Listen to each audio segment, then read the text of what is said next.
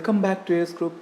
My name is Aamir. Tally Prime series accounting series की इस नई क्लास में एक बार फिर से मैं आप लोगों को स्वागत करता हूं। यहां पर कंप्यूटर अकाउंटिंग की टैली प्राइम की कंप्लीट कोर्स सीरीज़ चल रही है, जिसमें हम आपके साथ थ्योरी प्लस लैब यानी दोनों ही शेयर कर रहे हैं। लास्ट क्लास हमने जो थ्योरी की थी उसमें हमने देखा था the history of computer accounting या हिस्ट्री ऑफ अकाउंटिंग, और साथ ही साथ हमने ये भी देखा था भाई फादर ऑफ अकाउंटिंग किसे कहते हैं। आज की ये क्लास उसी क्लास का अगला पार्ट है। आज की इस क्लास में हम देखने वाले हैं एसेट्स के बारे में। हम एक तो पूरी की पूरी जानकारी प्राप्त करेंगे और साथ ही साथ हम जनरल एंट्रीज करेंगे। जनरल एंट्रीज को हम देखेंगे थ्योरिकली हमें कैसे सीआर और डीआर में कन्वर्ट करना है तो कैसे करेंगे, और उसके बाद हम उन एंट्रीज को जिनको हम जनरल एंट्रीज में कन्वर्ट करेंगे उनको हम टैली प्राइम में फीड करके देखेंगे। तो आप ये कह सकते हैं आज की ये क्लास पूरी की पूरी एक मास्टर क्लास है, एक कॉम्बो है जिसमें थ्योरी प्लस लैब दोनों ही आप देखने वाले हैं। तो चलिए स्टार्ट करते हैं, ज़्यादा टाइम नहीं वेस्ट करते हैं। तो पिछली क्लास से हम आगे कंटिन्यू करते हैं। पिछली क्लास में हमने ऑलमोस्ट हिस्ट्री देख ली थी, अब उसी के हम आगे देखेंगे। अब कंप्यूटर को हम मेनली दो कैटेगरी में डिवाइड कर सकते हैं, एक है मैनुअल अकाउंटिंग और दूसरी है कंप्यूटर अकाउंटिंग। मैनुअल अकाउंटिंग और कंप्यूटर अकाउंटिंग में क्या फ़र्क है? तो मैनुअल अकाउंटिंग वह अकाउंटिंग होती है जिसमें हम अपने व्यापार का जो भी लेन देन है, जो भी ट्रांसैक्शन है, उसे हम अपने कंप्यूटर के अलावा, अपने मोबाइल फ़ोन्स के अलावा, किसी इलेक्ट्रॉनिक गैजेट के अलावा हम कहीं और पे स्टोर करते हैं। वो सारा का सारा आपका मैनुअल अकाउंटिंग के अंतर्गत आता है। यानी जब भी हम अपने व्यापार का जो भी लेखा जोखा है, जो भी बिजनेस ट्रांसैक्शंस हैं, उन्हें हम कंप्यूटर पे सेव करते हैं तो वो कंप्यूटर अकाउंटिंग कहलाती है। और अगर हम कंप्यूटर के अलावा किसी इलेक्ट्रॉनिक गैजेट के अलावा उसे हम कहीं और पे स्टोर करते हैं तो उसे हम मैनुअल अकाउंटिंग कहते हैं। मैनुअल अकाउंटिंग करने के लिए आमतौर पर लेजर्स का इस्तेमाल किया जाता है। आप कह सकते हैं फाइल्स का इस्तेमाल किया जाता है जिनको लेजर से बुलाया जाता है। ऑलमोस्ट ऑल ओवर इंडिया, या फिर आप कह सकते हैं हाँ, या ऑल ओवर वर्ल्ड, अभी भी मोर देन 90% लोग अभी भी यहाँ पर लेजर्स का ही इस्तेमाल करते हैं, यानी मैनुअल अकाउंटिंग का इस्तेमाल करते हैं। तो मैनुअल अकाउंटिंग समझ में आ गया भाई। कंप्यूटर अकाउंटिंग करने के लिए आपको कंप्यूटर सॉफ्टवेयर की जरूरत पड़ेगी, मैनुअल अकाउंटिंग करने के लिए आपको लेजर की जरूरत पड़ती है। अगर आप कंप्यूटर अकाउंटिंग कर रहे हैं तो आपको कंप्यूटर सॉफ्टवेयर में कौन कौन सी यूज़ कर सकते हैं? आमतौर पर टैली सॉफ्टवेयर का सबसे ज़्यादा इस्तेमाल किया जाता है। इसके अलावा एमएस एक्सेल और कुछ यूज़र डिफाइंड सॉफ्टवेयर्स होते हैं जो कंपनियां खुद क्रिएट कराती हैं अपने फर्म में काम कराने के लिए। अब हम इसी के आगे देखें, अगर हम कंप्यूटर अकाउंटिंग कर रहे हैं तो हम कौन से मेथड्स को फॉलो करेंगे सीआर और डीआर में कन्वर्जन के लिए। चूंकि इतना तो पता है कि अगर हम डबल एंट्री सिस्टम में जाएंगे तो डबल एंट्री सिस्टम में हमें सीआर डीआर यानी क्रेडिट और डेबिट में कन्वर्ट करना आना चाहिए। चूंकि अकाउंटिंग खुद एक अपने आप में लैंग्वेज है। अगर मुझे बोलना है कि मैंने बिल्डिंग खरीदी है तो अगर हमें उसे अकाउंटिंग में यानी टैली प्राइम में अगर हमें फीड करना है तो उसे हमें बाय बिल्डिंग अकाउंट लिखना होता है। यानी कि अगर हम आमतौर पर जो भी बोलेंगे वो एक अलग चीज़ होगी, लेकिन अगर हमें टैली प्राइम में एंट्रीज को पास करना है, एंट्रीज को फीड करना है, तो उन्हें हमें सीआर और डीआर में कन्वर्ट करना आना चाहिए। तो कंप्यूटर अकाउंटिंग के लिए सीआर और डीआर कन्वर्जन के लिए हमारे पास दो मेथड्स होंगे, एक होगा ट्रेडिशनल अकाउंटिंग मेथड और दूसरा होगा अमेरिकन अकाउंटिंग मेथड। दोनों के बारे में हम जानेंगे। सबसे पहले हम जान लेते हैं ट्रेडिशनल अकाउंटिंग मेथड के बारे में। तो अगर हम ट्रेडिशनल अकाउंटिंग मेथड की बात करेंगे तो ट्रेडिशनल अकाउंटिंग मेथड में हमें कुल मिलाकर 3 वर्ड्स पे मास्टरी करनी होगी। कौन से 3 वर्ड्स हैं? पहला इस सीरीज में आता है पहला वर्ड रियल अकाउंट्स, इसके बाद दूसरा आता है नॉमिनल अकाउंट और तीसरा आता है आपका पर्सनल अकाउंट।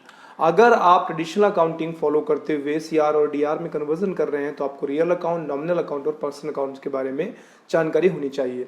इन शॉर्ट अगर मैं आपको बता दूं तो रियल अकाउंट्स के अंतर्गत हर एक उस चीज़ की एंट्रीज को पास किया जाता है जो रियलिटी में एग्जिस्ट करती हैं, जैसे बिल्डिंग है, लैंड है, फर्नीचर है। यानी रियलिटी में जब हम किसी चीज़ का लेन देन करते हैं तो उन्हें हम रियल अकाउंट्स के अंतर्गत रखते हैं।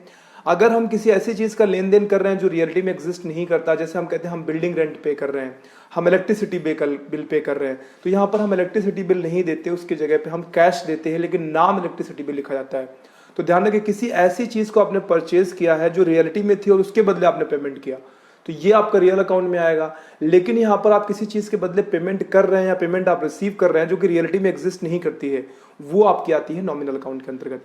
और पर्सनल अकाउंट के अंतर्गत आप इतना समझ लीजिए, ना ही आपने किसी को दिया है ना ही आपने किसी से लिया है। अपना पैसा आपने बैंक में जमा किया या अपने बैंक से निकाला, या तो आपने अपने ऑनर को दिया और ऑनर से लिया, तो ये सारी की सारी एंट्रीज आपके पर्सनल अकाउंट के अंतर्गत आ जाती हैं। चूंकि हम यहाँ पर मेनली अमेरिकन अकाउंटिंग में मास्टरी करने वाले हैं, लेकिन हम आगे चल के कुछ क्लासेस में ट्रेडिशनल अकाउंटिंग के थ्रू भी हमें सीआर और डीआर में कन्वर्जन करना हम सीखेंगे। चलिए अब आगे बढ़ते हैं। तो हमने कहा जैसा कि हम मेनली यहाँ पर देखने वाले हैं अमेरिकन अकाउंटिंग, जहाँ पर ट्रेडिशनल अकाउंटिंग में हमें कुल मिला के 3 वर्ड्स पे मास्टरी करनी थी। कौन कौन से 3 words? Real accounts, nominal accounts and personal account.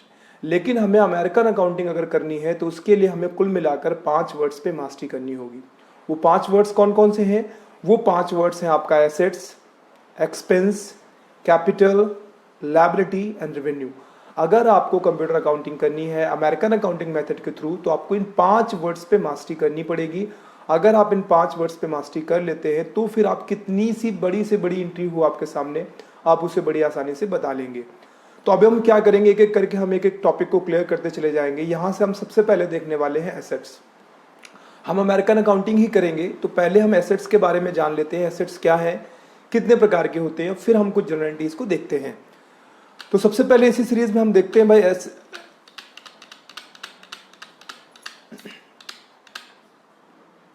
तो एसेट्स के बारे में जानकारी करने से पहले हम कुछ वर्ड्स के बारे में थोड़ा सीख लेते हैं। जैसे पहला वर्ड आपके सामने कंप्यूटर स्क्रीन पे लिखा हुआ है, क्या है? Business transaction.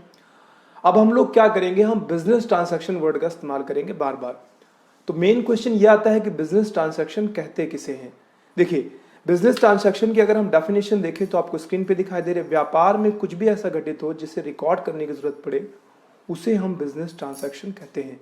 आपके व्यापार में कभी भी आपने किसी को पैसा दिया, किसी से पैसा लिया, आपने सामान बेचा, सामान खरीदा, किसी को उधार दिया, किसी से उधार लिया, कुछ भी ऐसा कैसे घटित हो, जैसे कि आपने सैलरी पे की, इलेक्ट्रिसिटी बिल पे की, कुछ भी आपने ऐसा घटित किया हुआ है आपके बिजनेस में जिसको आपको लिखने की जरूरत पड़े उसे आप बिजनेस ट्रांसैक्शन कहेंगे। यानी व्यापार में कभी भी कुछ ऐसा घटित हो रहा है जिसको आपको लिखना पड़ रहा है तो आप उसे बिजनेस ट्रांसैक्शन के अंतर्गत रखेंगे। इसके आगे आता है कैश ट्रांसैक्शन। कैश ट्रांसैक्शन का मतलब क्या हो गया? व्यापार में कैश का इन या कैश का आउट। व्यापार में कैश का इन या आउट कैश ट्रांसैक्शन कहलाता है। आपकी फर्म में, आपकी कंपनी में कभी भी कहीं से भी पैसा आता है, कहीं पे भी पैसा जाता है, आपकी फर्म का कैश घट या बढ़ता है तो आप उसको कैश ट्रांसैक्शन में रखेंगे। यहां तक कि अगर आप बैंक से भी पैसा निकालेंगे तो वो भी आप कैश ट्रांसैक्शन में रखेंगे, क्योंकि जितना भी टोटल ओवरऑल कैश था अब उस कैश में आपका पैसा बढ़ जाएगा। ठीक है, तो यहाँ पे बिजनेस और कैश समझ लिया हमने। अब इसी में हम आगे समझ लेते हैं। अगला वर्ड आपके सामने स्क्रीन पे है क्रेडिट ट्रांसैक्शन। क्रेडिट ट्रांसैक्शन का मतलब क्या हुआ? हमारी फर्म द्वारा किसी को भी क्रेडिट पे कोई सामान, पैसा दिया जाए या लिया जाए। हमारी फर्म के द्वारा कभी भी किसी को क्रेडिट पे यानी उधार सामान या पैसा दिया जाए या उससे लिया जाए उसे हम क्रेडिट ट्रांसैक्शन के अंतर्गत रखेंगे। नगद आप पेमेंट करेंगे कैश में तो कैश ट्रांसैक्शन, लेकिन अगर आप उधार ट्रांसैक्शन करते हैं, ट्रांसैक्शन मतलब लेन देन करते हैं, तो उसे आप क्रेडिट ट्रांसैक्शन के अंतर्गत रखेंगे। अगला वर्ड है क्रेडिटर। क्रेडिटर का मतलब सप्लायर है। पिछली क्लास में हमने देखा था पुराने समय में जब क्रेडिटर सिस्टम चल रहा था एंट्रीज को पास करने के लिए, यानी महाजन पद्धति, जिसमें हम महाजनों से पैसे लेते थे और उनको हम कुछ ब्याज पे करते थे प्लस हम वो रकम भी पे करते थे जो हम उनसे लेते थे। तो क्रेडिटर कौन होगा? क्रेडिटर होता है जिसको हमें पैसे पे करने होते हैं, यानी हमारा सीनियर हो जाएगा, आप एक प्रकार से कह सकते हैं। क्रेडिटर हमारे लिए कर्ज होता है, लायबिलिटी होती है। जितने ज्यादा हमारे क्रेडिटर्स होंगे उतने ही ज्यादा हमारा कर्ज होगा। तो यहाँ पर क्रेडिटर की परिभाषा आपको डेफिनेशन बता रहा है, हमारा सप्लायर या वो जिससे हमें पैसे या कोई सामान उधार मिलता है क्रेडिटर कहलाता है। यानी कभी भी हम किसी से सामान या कोई पैसा उधार लेते हैं उसे हम क्रेडिटर कहते हैं। अगला वर्ड है डेब्टर। जस्ट क्रेडिटर का उल्टा होता है। हमारी फर्म किसी थर्ड पार्टी को सामान या पैसा उधार देती है वो हमारा डेब्टर कहलाता है। आपकी पार्टी कभी भी यानी हमारी फर्म कभी भी किसी को पैसे या कोई सामान उधार बेचती है, उधार देती है, उसे हम जिस पार्टी को देते हैं उसको हम डेब्टर कहते हैं और हमारे लिए वो क्रेडिट ट्रांसैक्शन होगा क्योंकि हमने क्रेडिट पे माल दिया है, कैश या पेमेंट उस पर हमने एसबीआई में नहीं लिया है। चलिए ठीक है, इन वर्ड्स को हमने देख लिया। अब हम अपने मेन पॉइंट पे वापस आते हैं। अमेरिकन अकाउंटिंग हम देख रहे थे और अमेरिकन अकाउंटिंग के अंतर्गत हमें क्या देखना था? हमें देखना था एसेट्स। मेन अकाउंटिंग आपकी यहीं से स्टार्ट होगी। अब तक जितना भी आपने सीखा वो बेसिक था, आप कह सकते हैं फंडामेंटल था। अब यहाँ से हम एक एक करके मेन चैप्टर्स को क्लियर कर रहे हैं। आज का हमारा मेन चैप्टर जो है वो है एसेट्स। आज हम पूरा का पूरा इस क्लास में एसेट्स के बारे में बात करेंगे। क्लास थोड़ी सी लेंदी होगी, थोड़ी सी बड़ी हो जाएगी, लेकिन अगर आप क्लास को कंप्लीटली देखते जाएंगे, स्टेप बाय स्टेप करते जाएंगे, तो थ्योरी के साथ साथ यानी लैब तो आपकी कंप्लीट है ही है, क्योंकि हमने ऑलरेडी लैब पे ऑलरेडी आपके साथ कम से कम 30 से 35 वीडियो शेयर किए हुए हैं। लेकिन जब तक आपकी थ्योरी पोर्शन मजबूत नहीं होगी तब तक आपका लैब किसी काम का नहीं है। तो अब हम क्या करेंगे, ज्यादा बात ना करते हुए हम आगे बढ़ते हैं। सबसे पहले हम एसेट्स की डेफिनेशन यानी परिभाषा जान लेते हैं। एसेट्स वो वैल्यूज हैं जिनका लाभ हमारी फर्म के द्वारा भविष्य में लिया जाएगा।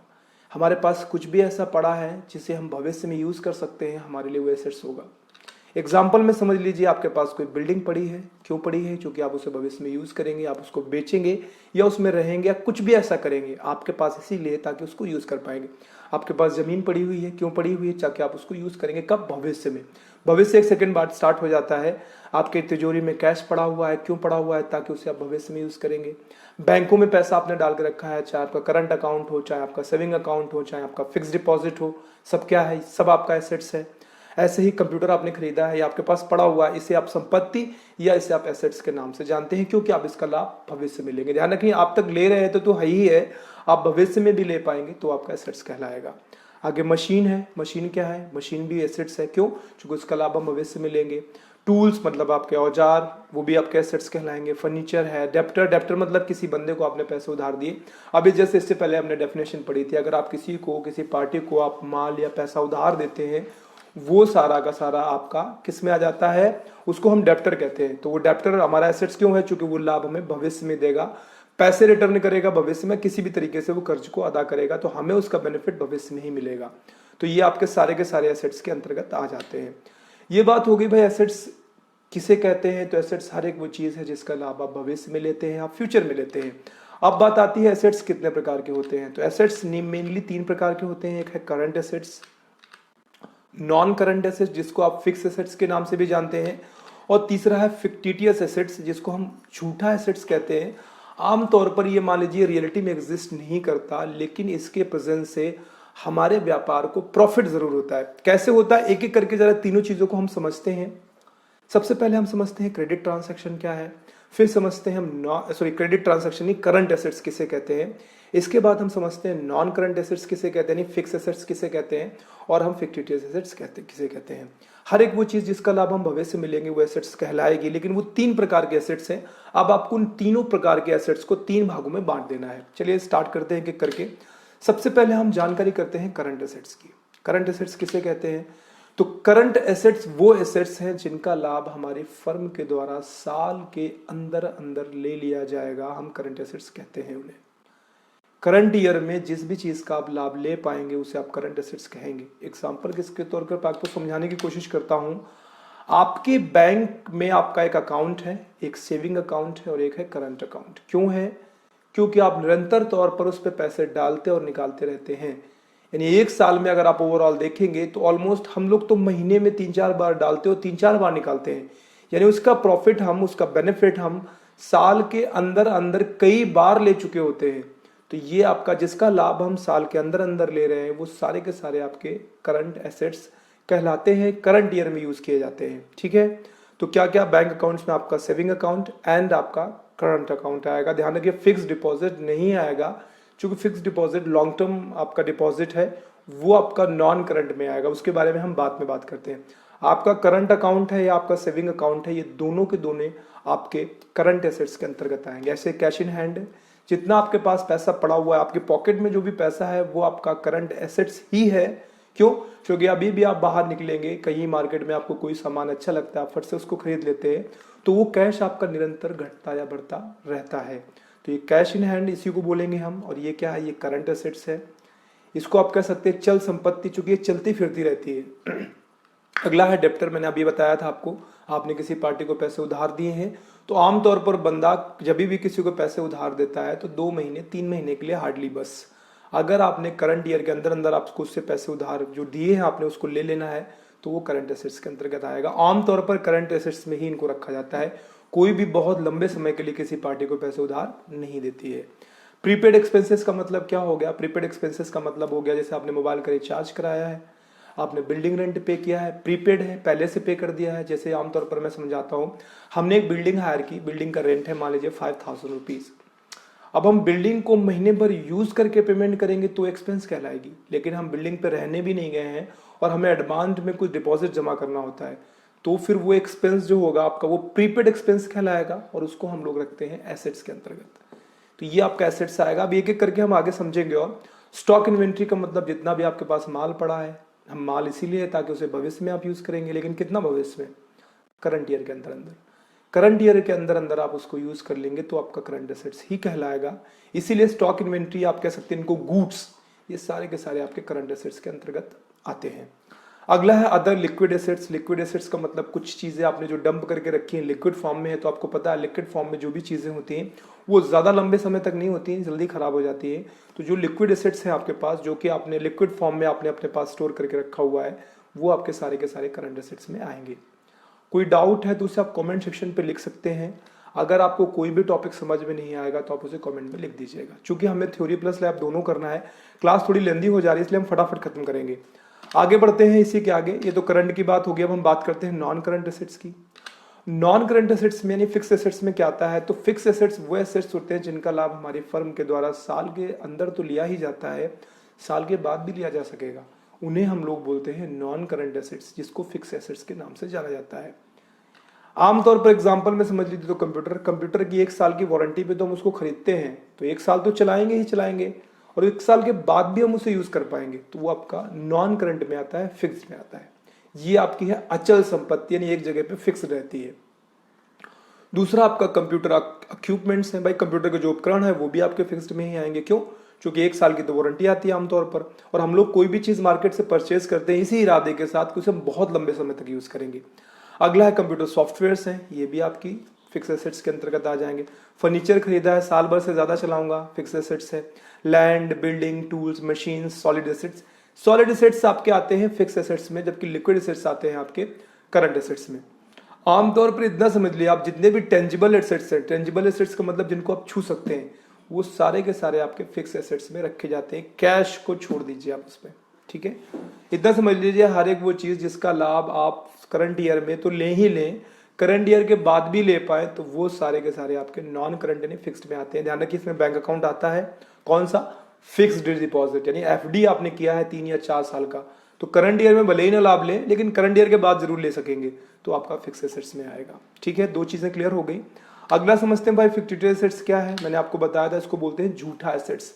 ये एसेट्स रियलिटी में एग्जिस्ट नहीं करता, लेकिन इसके होने से हमारे व्यापार में इफेक्ट खूब पड़ता है। ऐसे एसेट्स हैं जो रियलिटी में एग्जिस्ट नहीं करते, पर फिर भी हमारे व्यापार की क्रेडिट लिमिट को बढ़ाने में व्यापार की खूब मदद करते हैं, उसे हम फिक्टिटियस एसेट्स कहते हैं। एग्जाम्पल के तौर पर अगर हम समझें तो आप ये मान लीजिए कई बार हम लोग को थोड़ा एक्स्ट्रा दिखाना होता है ताकि सामने वाला पार्टी हमें ज्यादा माल उधार दे सके।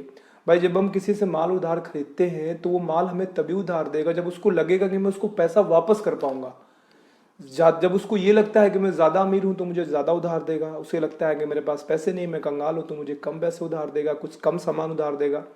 तो उस सूरत में हम क्या करते हैं, कुछ फर्जी कागज क्रिएट करते हैं, या मान लीजिए मौखिक रूप से हम कुछ फर्जी ऐसा दिखाते हैं जिससे हमारी लिमिट बढ़ जाती है, यानी हमें माल एक्स्ट्रा उधार मिलना स्टार्ट हो जाता है। तो उनको हम फिक्टिटियस एसेट्स कहते हैं। हमने ऐसे एसेट्स का इस्तेमाल किया जो रियलिटी में नहीं थे, हमने उसको दिखाया ताकि हमारी क्रेडिट लिमिट बढ़े, तो इनको हम लोग बोलते हैं फिक्टिटियस एसेट्स। तीनों आपके क्लियर हो गए होंगे, current, non current and fictitious. अब आती है मेन चीज, एंट्रीज की बात करते हैं हम। सबसे पहले इस रूल को लिख लेना जरूरी है। आप इस रूल को याद रखिए, इसको रट लीजिए, समझ लीजिए, जो भी आप कर सकते हैं करिए। एसेट्स आपकी फर्म के लिए, आपकी कंपनी के लिए, आपके लिए जब भी बढ़ते हैं यानी प्लस होते हैं, आपको क्या करना है, आपको उनको बाय या डीआर करना है। ठीक है, जब भी आपकी फर्म में एसेट्स बढ़ेंगे आपको उनको बाय या डीआर करना है, जब भी घटेंगे उनको आपको टू या सीआर करना है। ठीक है, एग्जाम्पल समझाने के लिए मैं आपको एक एग्जाम्पल दे देता हूं, थोड़ा समझाने के लिए आपको चीजें समझ में आ जाएंगी।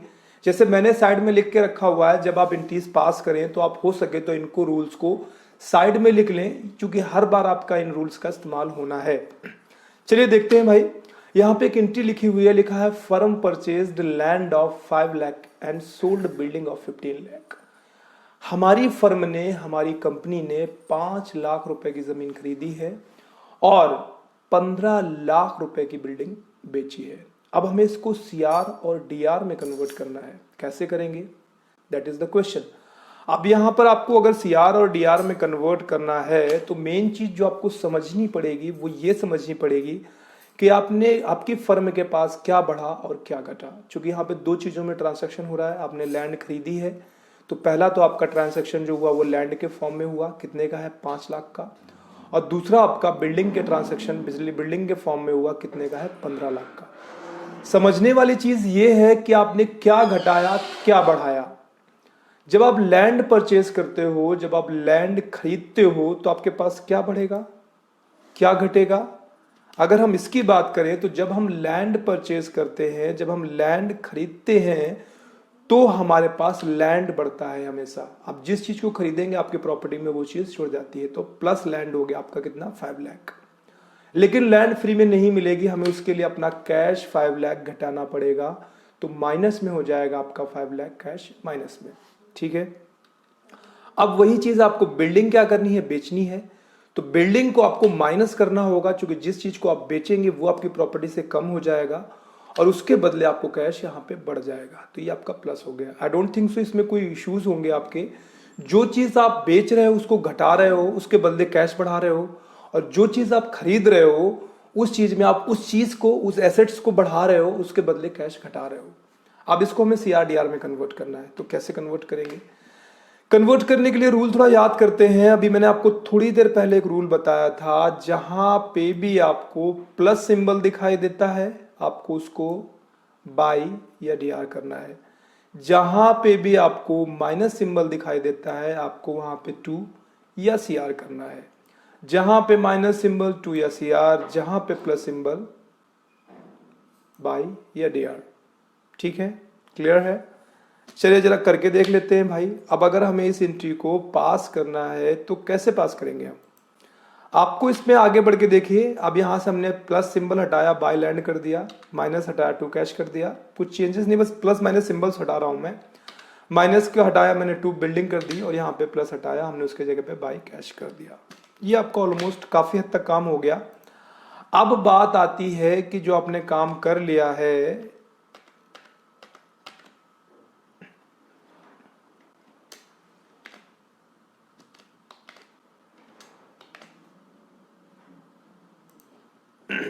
जो आपने काम कर लिया है इसमें से आपको समझना क्या है।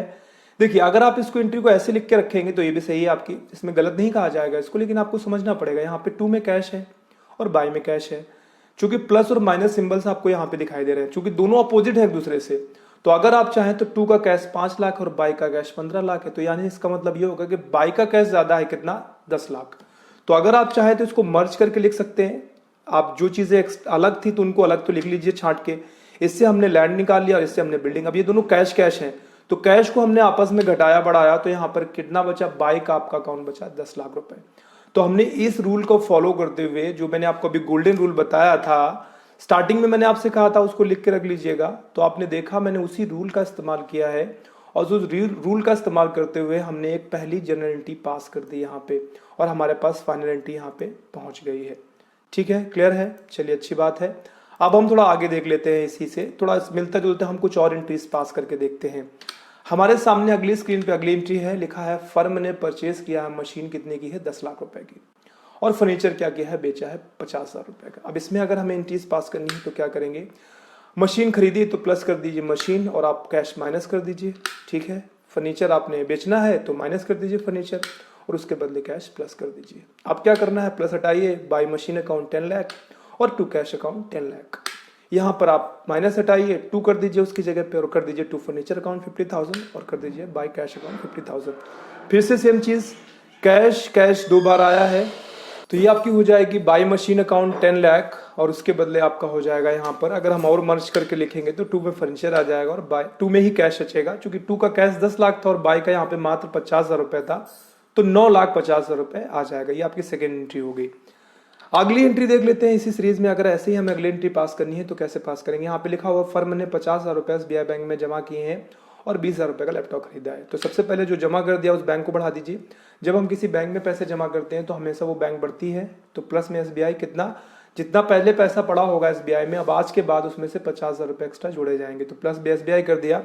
लेकिन साथ ही साथ यहाँ पे क्या है, चूंकि मेरे पास से पैसा तो उतना निकल जाएगा जितना मैं बैंक में जमा करूंगा, तो कैश में करूंगा माइनस। फिर मैं लैपटॉप खरीदता हूँ, लैपटॉप प्लस करता हूँ, उसके बदले कैश माइनस करता हूँ। अब सेम चीज़ें हैं, प्लस माइनस सिंबल हटाते जाइए और वहाँ पर आप बाई और टू में उसको कन्वर्ट कर दीजिए। फाइनल एंट्री अगर आप देखेंगे तो यहाँ पे 2 बार कैश आया है, दोनों बार टू में, आपकी बार दोनों कैश जुड़ जाएंगे। तो ये आपका आ जाएगा by SBI account 50,000, by laptop account 20,000, और ये आपका टोटल टू कैश आ जाएगा 70,000। क्यों? क्योंकि दोनों मिलाकर हमने 50,000 रुपये हमने बैंक में जमा किए, वो मट घट गया मेरा, और उसके बदले 20,000 रुपये का लैपटॉप हमने परचेज किया तो वो घट गया। तो टोटल मिला के मेरे पास से कैश कितना घट गया? 70,000 रुपये, नहीं 70,000 रुपीज़। उसके बदले दो चीज़ें हमने बढ़ाई हैं अपने, एक तो बैंक को बढ़ा लिया और दूसरा अपना एक लैपटॉप अपनी प्रॉपर्टी में जोड़ लिया है।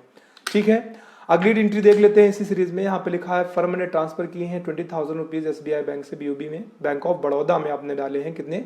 20,000 रुपये आपने SBI से निकाल के बैंक ऑफ बड़ौदा में ट्रांसफर कर दिए। चलिए अच्छी बात है। आगे कह रहा है and purchase laptop off 30,000 rupees. क्या किया है? लैपटॉप खरीदा है, कितने का है? 30,000 या 30,000 रुपये का। इसको अगर हमें जनरल एंट्रीज में कन्वर्ट करना है तो कैसे करेंगे?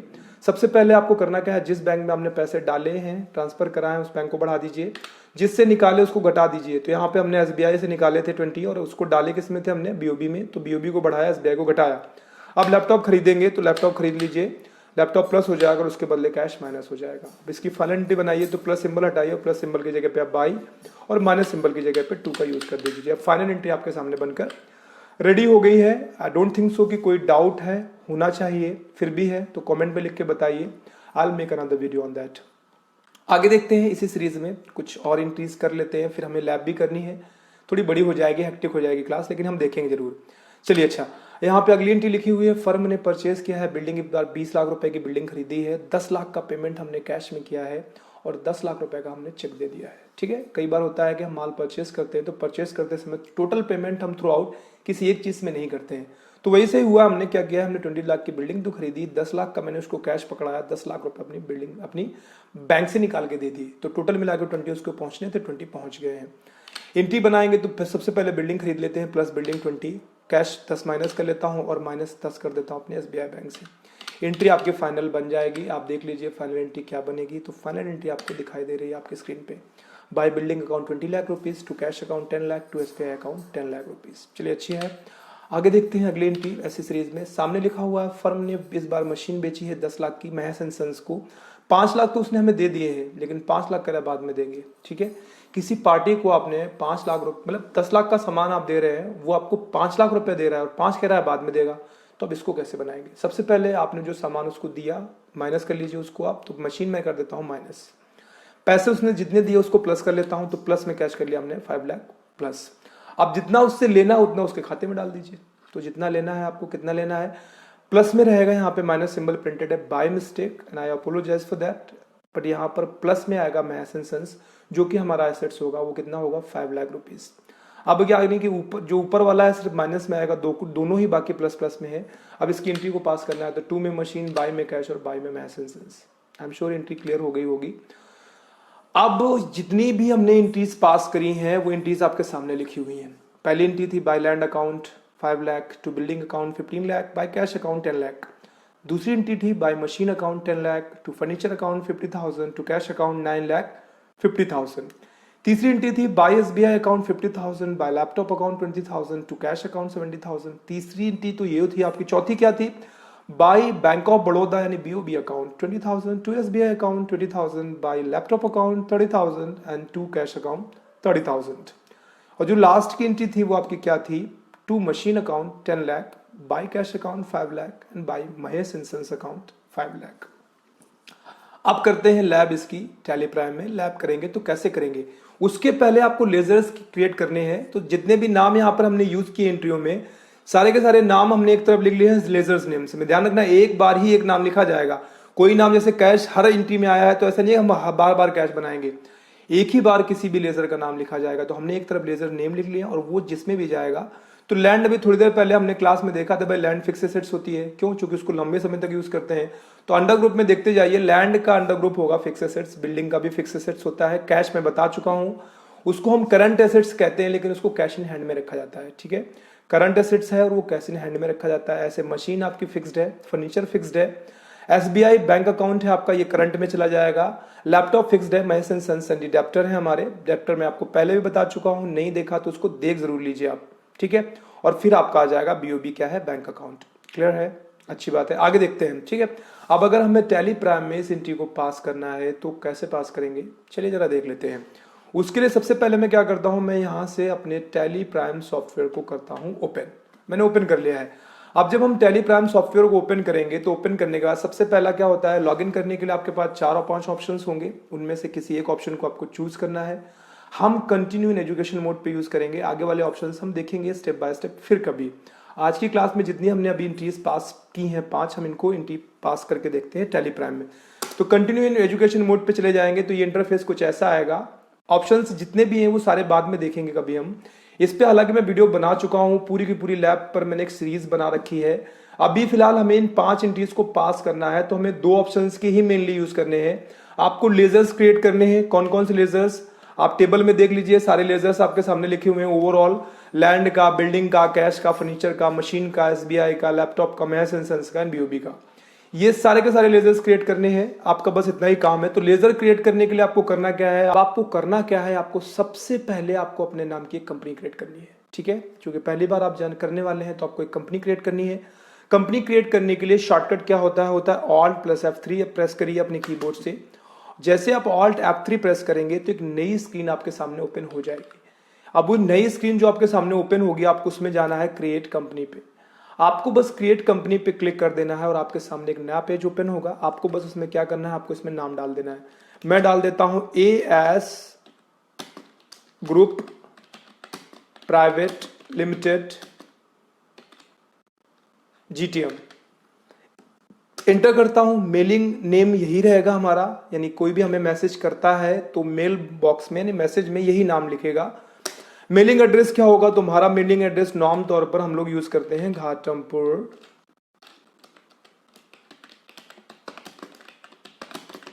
कानपुर नगर। ठीक है, अब यहाँ पे बिल्डिंग नगर वगैरह है तो आप डाल सकते हैं, मैं फिलहाल रहने देता हूँ। स्टेट हमारा उत्तर प्रदेश है तो मैं यू प्रेस करूंगा और यहाँ से उत्तर प्रदेश ले लेता हूँ। पिन कोड हमारा रहता है 209206, तो यहाँ पे मैं 209206 एंटर कर देता हूँ। टेलीफोन नंबर, मोबाइल नंबर, आपके पास जो कुछ है वो सारा कुछ आपको यहाँ पे डाल देना है। ठीक है, अच्छी बात है। कंट्रोल ए करके मैं इसको सेव करा देता हूँ। यहाँ पर हमारी कंपनी बन के क्रिएट हो गई है। अगला काम होता है जीएसटी रेट सेट करने का। इसकी जरूरत आपको तब पड़ेगी जब आप परचेज और सेल की एंट्रीज पास करेंगे। इस पे मैं ऑलरेडी क्लास बना चुका हूँ लैब पे, आप जाके देख सकते हैं। फिलहाल मैं इसमें कुछ छेड़छाड़ नहीं कर रहा हूँ। जब हम परचेज और सेल की एंट्रीज पास करेंगे तो उसके पहले हमें जीएसटी को इनेबल करना, प्रॉपर सेट करना, जीएसटी नंबर डालना इज कंपल्सरी। आप उसको नहीं करेंगे then what will happen, GST will not be calculated automatically.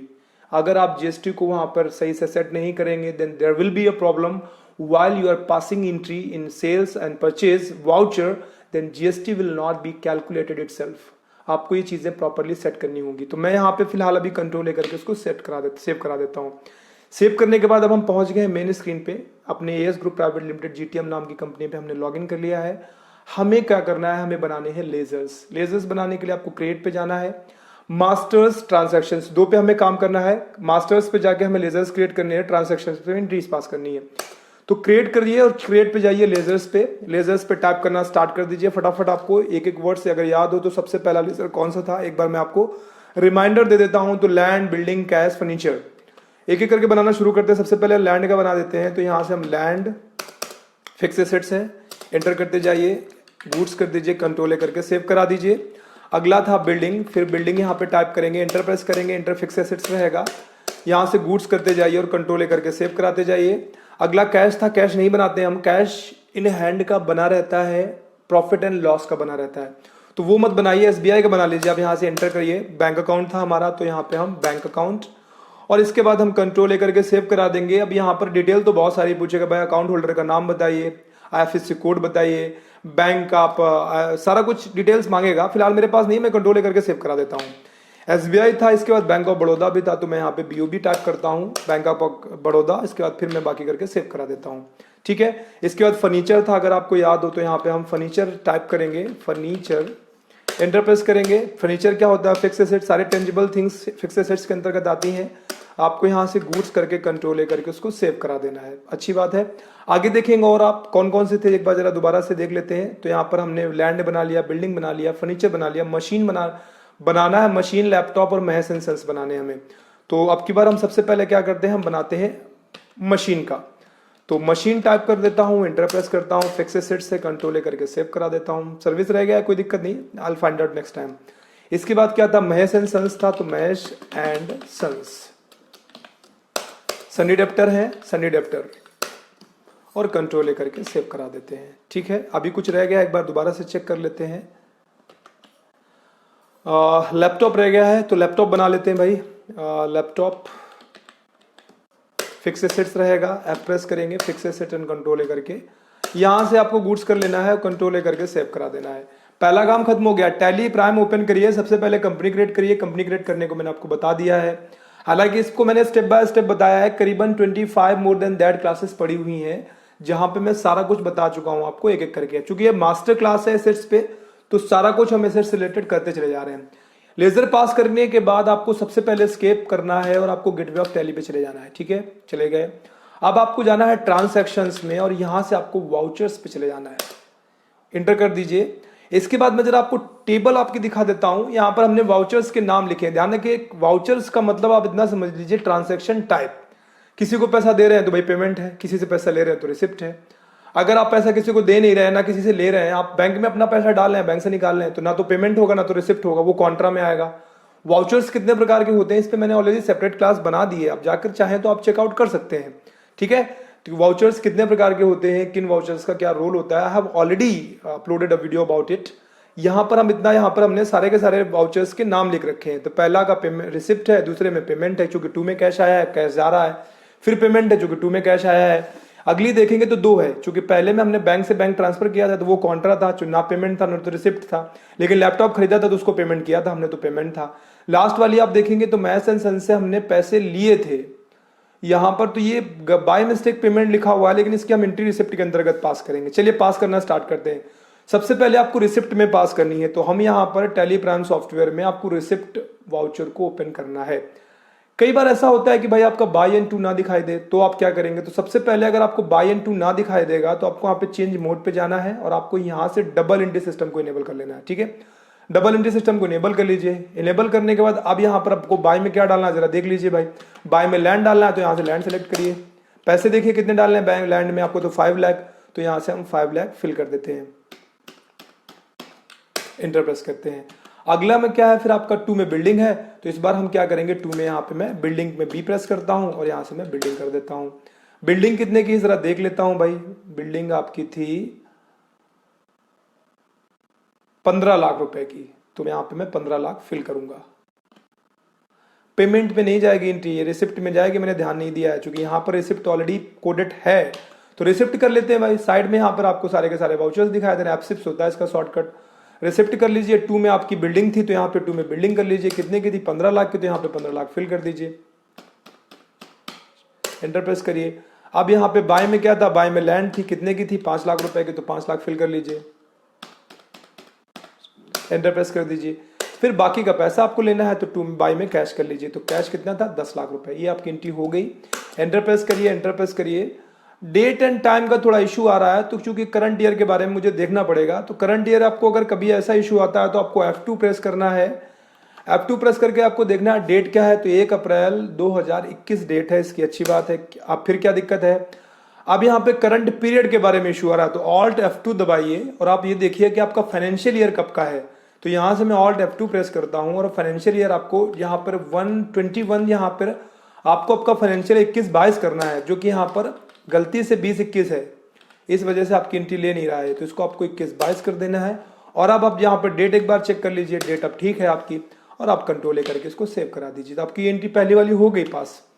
अगली वाली देख लेते हैं। बाय में मशीन और पेमेंट में करना है आपको एंट्रीज की, तो यहाँ पे पेमेंट सेलेक्ट कर लीजिए। पेमेंट में सेलेक्ट करने के लिए F5 प्रेस करिए और बाय में मशीन सेलेक्ट कर लीजिए, तो यहाँ से मैं मशीन पे चला जाता हूँ, इंटर प्रेस करता हूँ। मशीन है कितने की, मशीन है आपकी 10 लाख रुपए की, तो 10 लाख यहाँ पे फिल कर दीजिए, एंटर।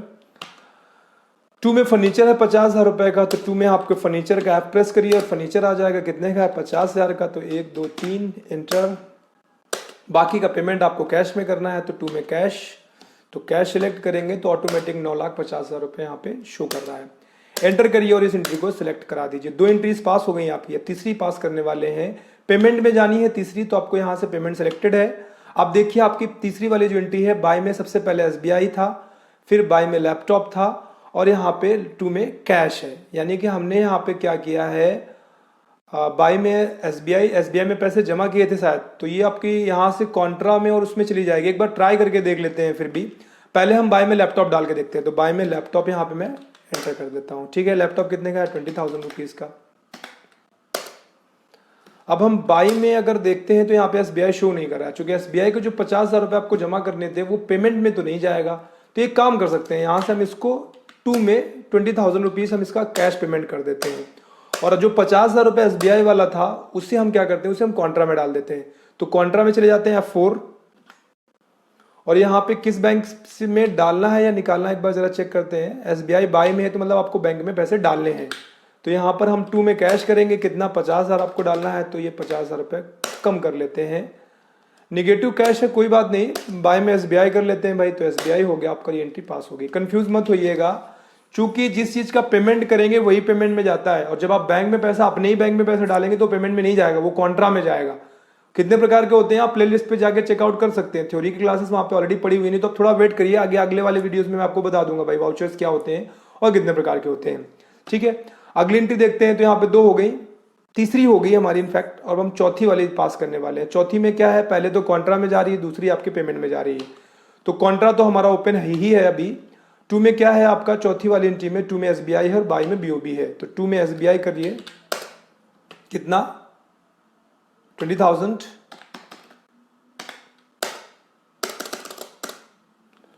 और बाई में बीओबी करना है 20,000। आपकी ये एंट्री कंट्रोल लेकर के इसको पास करा दीजिए। ठीक है, अगले वाले में आपको पेमेंट करना है लैपटॉप का, कितना? 30,000 रुपये। तो पेमेंट करिए भाई, पेमेंट के लिए 5 प्रेस करिए, और यहाँ से बाई में पहले लैपटॉप खरीद लीजिए।